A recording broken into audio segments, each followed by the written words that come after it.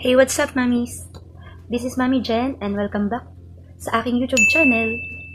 At kung ikaw ay bago pa lamang sa channel ko, ikaw ay mag-subscribe na at click mo na rin ang aking tiny bell para updated ka sa aking mga videos.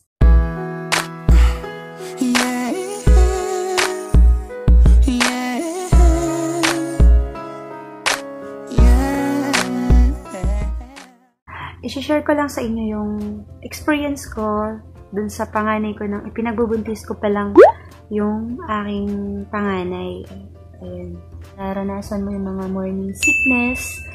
Ayun, yung pagising mo pa lang sa umaga, nahihilo ka na. So, ito na lang yung mga bagay na babanggitin ko. Yung mga delikadong bagay na dapat nyong malaman habang kayo ay nagbubuntis.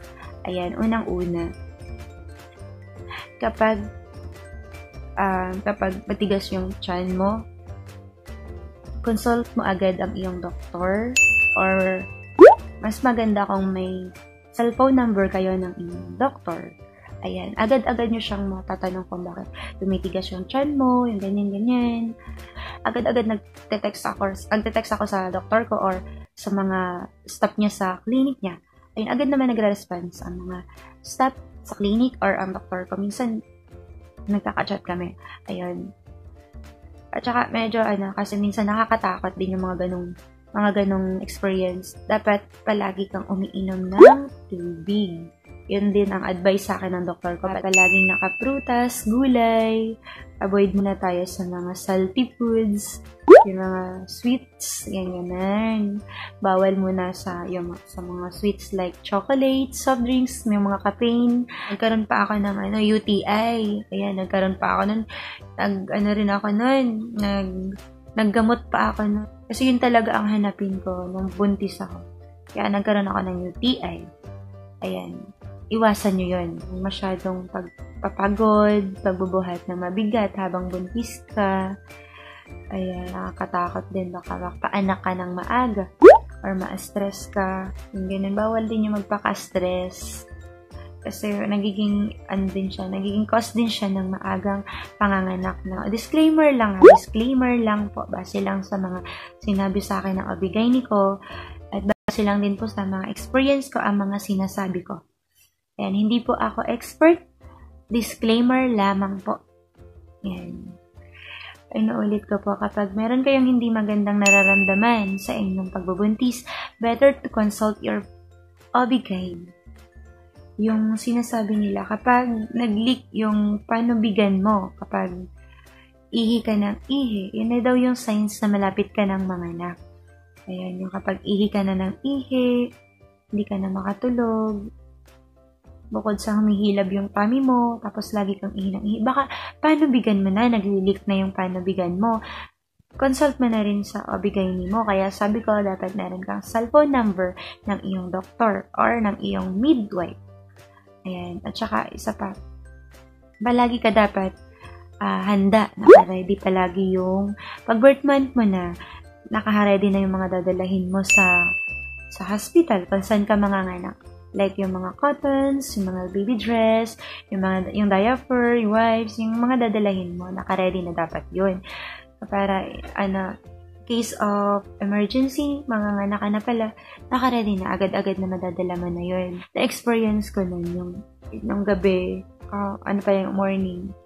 One time kasi ginising ko yung hubby ko, sabi ko parang sumasakit yung tiyan ko, pero kaya ko yung hindi ko iniinda yung pagsakit ng tiyan ko sa first baby ko. Yung pala, hindi ko alam, humihilab na pala yung tiyan ko. Humihilab na siya. So, ako naman, dahil nga hindi ko iniinda yun, nag-squat ako kasi lagi ko naman ginagawa yung squat.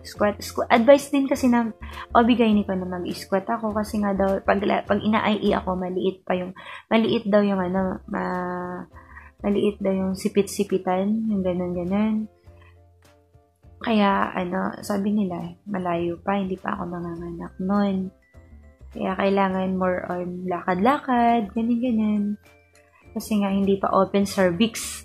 Ayan. Masasabi ko lang sa inyo, bilang first-time mommy ka, maging aware ka kapag yung baby mo, alam mong sumisipa sa tiyan mo, tapos biglang hindi na.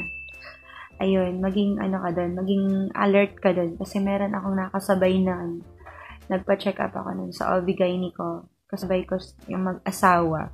Magpapa-check up sila.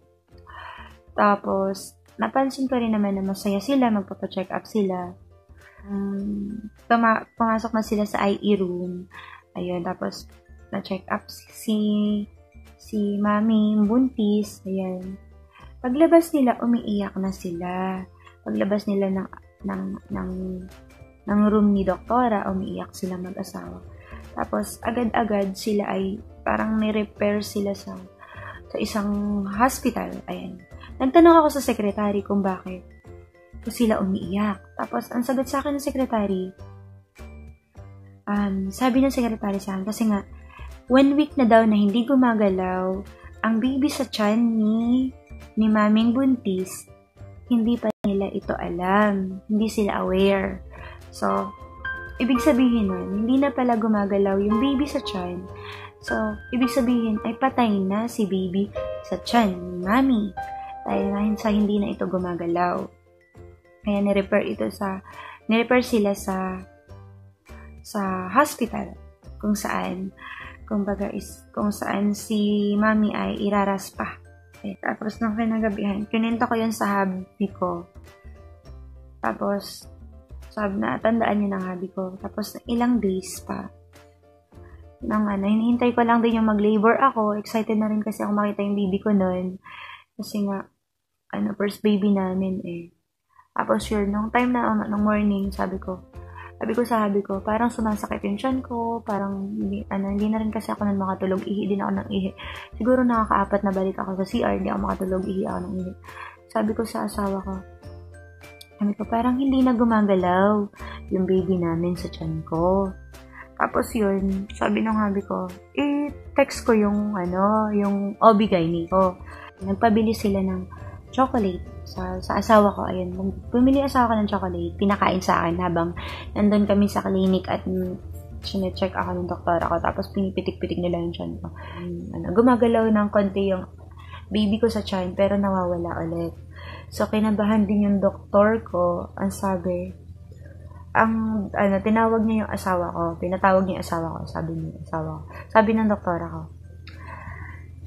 for CS na daw ako. Na in-expect ko noon na normal. Kasi takot talaga ako ma-CS. Kasi takot ako sa operation. Takot ako sa opera. Na alam kong babaakin yung tiyan ko. Kinabahan ako doon. Sabi kasi ng OB ko, hindi na daw gumagalaw yung baby ko sa tiyan ko. Ibig sabihin, fetal distress ba yun? Parang nadi-distress daw yung baby ko sa tiyan. Hindi daw niya alam kung bakit. Kasi inai niya ako eh. Tapos, ilang pa lang ako noon, nung inai ako. Ilang CM pa lang. Sabi niya, for CS na ako, automatic. Kinabahan ako dun yung sinabi niya, for CS na ako. Alakas ng kaba ko, parang ayokong bumangon doon sa pagkakahiga ko. Tapos, sabi niya kasi, kung hindi ako isi-CS, pwede kaming mamatayan ng baby. So, naalala agad namin ng asawa ko yung kwento ko sa asawa ko before na yung kasabayan ko magpa-check up na namatay yung baby nila dahil sa hindi na yung gumagalaw sa tiyan. So, agad-agad okay ako. Sabi ko, okay, magpapa-CS na ako kahit masakit pa yan, kahit nakakatakot pa yan, magpapa-CS na ako kasi natakot talaga ako kasi alalang-alala ako sa baby ko kasi bakit hindi na siya gumagalaw. Sabi ko ganun, lahat naman ng vitamins tinake ko, lahat naman ng sinunod ko na. Ganyan, bakit di na siya gumagalaw. Lalo ako natakot. Tapos, ayun, nandun na kami sa hospital, kung saan kami ni-repair ng doktora namin. Nung nandun na ako for CS. Automatic kasi CS na nga talaga. Kasi nga mayroon naman kaming request for CS. Ayan, emergency CS na ako. Habang kabadong-kabado ako. At ang hirap ma-CS, grabe. Yun yung talagang medyo parang nasabi ko talaga sa asawa ko nun na para akong nakipaglaban kay kamatayan. Ang hirap manganak, lalo na kapag first time mom ka at hindi ka pa yung na-CS ka. Ang hirap manganak, promise. Tapos, pero worth it naman. Worth it kapag nakita mo na yung baby mo na ang healthy niya, wala siyang sakit, buong-buo siya, yung ganyan, okay siya nang ipinanganak mo, worth it. Kahit pa ang hirap mga anak, ang hirap ma-CS na, ayun, meron ka may tahi ka na sa tiyan, may wrinkles ka na sa boobsy mo. Ayun, worth it naman, lalo na kapag, okay naman yung baby mo pala.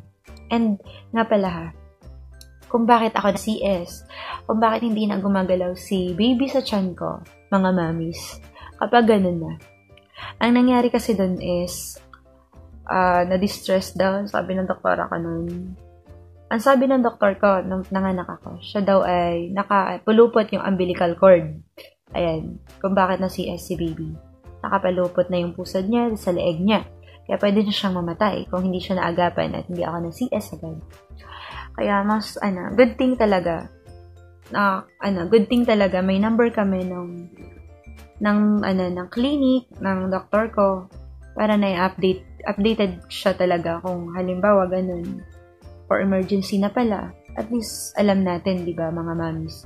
Kaya napakahalaga yung may contact ka sa OB-GYN mo o kaya sa clinic nila.